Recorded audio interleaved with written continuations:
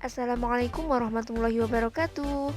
Perkenalkan, kami dari kelompok 2 PGMI 5D akan mempresentasikan materi mengenai proses manajemen strategik pemindaian lingkungan. Berikut anggota dari kelompok kami. Selamat menonton. Assalamualaikum warahmatullahi wabarakatuh. Saya Koya Nurfu Ahyuniati dengan NIM 12205193222. Di sini saya akan menjelaskan tentang pengertian pemindaian lingkungan. Nah, pertama kali yang kita bahas adalah pengertian lingkungan.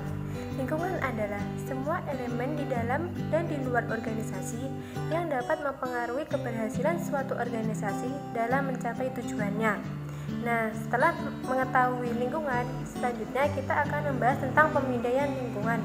Pemindaian lingkungan atau environmental scanning merupakan proses memantau atau memonitoring, melakukan evaluasi, dan juga menyebarkan informasi yang berasal dari lingkungan internal maupun eksternal perusahaan pada personel kunci atau key people di dalam perusahaan. Halo semuanya, sebelumnya perkenalkan nama saya Kartika Hima, NIM 12205193211. Di sini saya akan menjelaskan mengenai tujuan diadakannya pemindaian lingkungan. Dalam perusahaan, kegiatan pemindaian lingkungan itu merupakan hal yang penting. Mengapa demikian? Karena tujuan dari pemindaian lingkungan itu untuk memahami berbagai perubahan pada lingkungan eksternal, sehingga perusahaan dapat memberikan tanggapan yang memadai terhadap perusahaan tersebut untuk mengamankan posisi perusahaan, bahkan juga untuk meningkatkan posisi perusahaan di masa yang mendatang.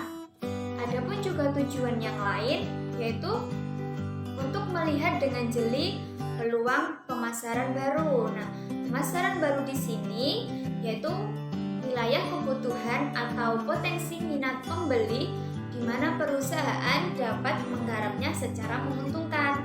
Di sini juga ada pendapat dari Sutton menjelaskan bahwa tujuan lainnya yang ingin dicapai perusahaan melalui kegiatan pemindaian lingkungan itu yang pertama yaitu menghindari terjadinya kejutan. Maksud dari kejutan di sini itu perubahan lingkungan eksternal yang tidak terpantau oleh perusahaan. Maka dari itu perusahaan harus menghindari hal tersebut. Jika tidak menghindari hal tersebut, maka akan mengakibatkan resiko di perusahaan. Resikonya apa? Yaitu mengakibatkan perusahaan tidak memiliki waktu yang cukup untuk memberikan tanggapan yang memadai sehingga perusahaan bisa kehilangan daya saing. Yang kedua yaitu mengidentifikasi peluang. Maksud dari peluang di sini yaitu peluang itu lahir dari adanya kemungkinan bahwa perusahaan dapat memberikan solusi yang baru terhadap masalah ataupun perkembangan lingkungan, baik yang berasal dari lingkungan eksternal perusahaan, seperti terciptanya peluang dari meningkatnya permintaan konsumen terhadap sepeda motor setelah kenaikan harga BBM di Indonesia, serta masalah atau perkembangan yang berasal dari dalam perusahaan. Mungkin cukup sekian penjelasan dari saya. Kurang lebihnya mohon maaf. Untuk materi yang selanjutnya akan disampaikan oleh teman saya. Terima kasih. Assalamualaikum warahmatullahi wabarakatuh. Perkenalkan, nama saya Sylvia Nur Azizah, NIM 12205193209.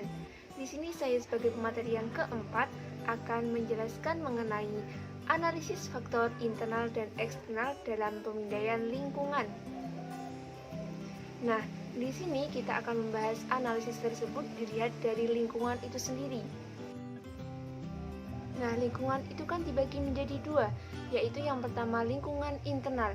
Lingkungan internal merupakan lingkungan yang berada di dalam organisasi atau lembaga pendidikan tersebut.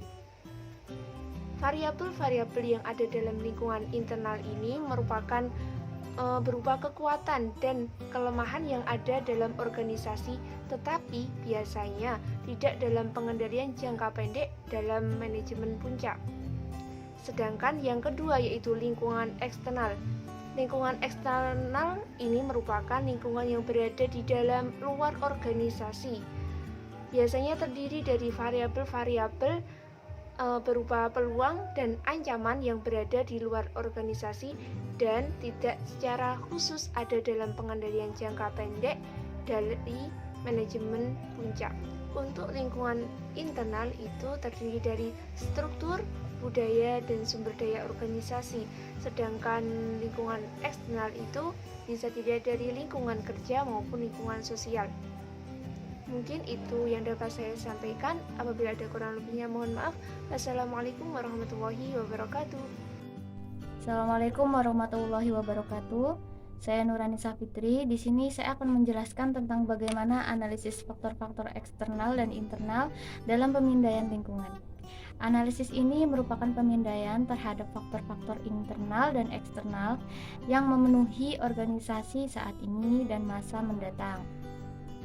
Terdapat beberapa analisis lingkungan internal dalam rangka memperoleh gambaran kekuatan dan kelemahan.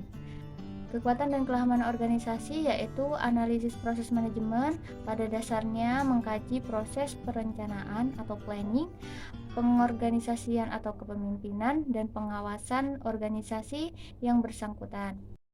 Pada analisis ini, masing-masing faktor diderivasi lebih lanjut, kemudian dipetakan dan dimodifikasi. Analisis kerja fungsional organisasi mengkaji aspek-aspek fungsional organisasi seperti sumber daya alam, keuangan, pemasaran, logistik, E dan I, operasi dan produksi, budaya dan sistem informasi.